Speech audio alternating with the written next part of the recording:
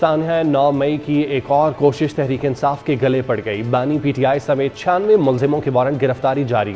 Bushra be be, barrister گوہر، عمر ایوب، شیر افضل مروت اور شعیب شاہین شامل۔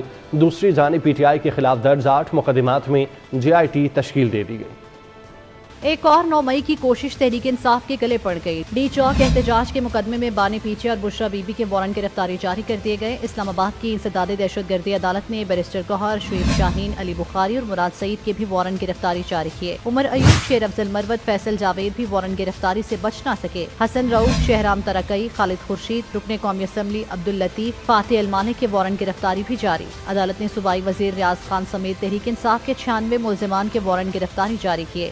دوسری جانب پی ٹی آئی کے خلاف درج 8 مقدمات میں جے آئی ٹی تشکیل دے دی گئی۔ جے آئی ٹی میں انٹیلیجنس ایجنسیز اور پولیس کے نمائندے شامل ہیں۔ جے آئی ٹی تھانہ کہنا، ترنول، سنگجانی، گولڈا، تھانہ کوہسار، سیکریٹریٹ اور کراچی کمپنی میں درج مقدمات میں تشکیل دی گئی ہے۔ جے آئی ٹی میں شامل نمائندے تمام مقدمات میں نامزد ملزمان اور گواہان کے بیانات قلم بند کریں گے۔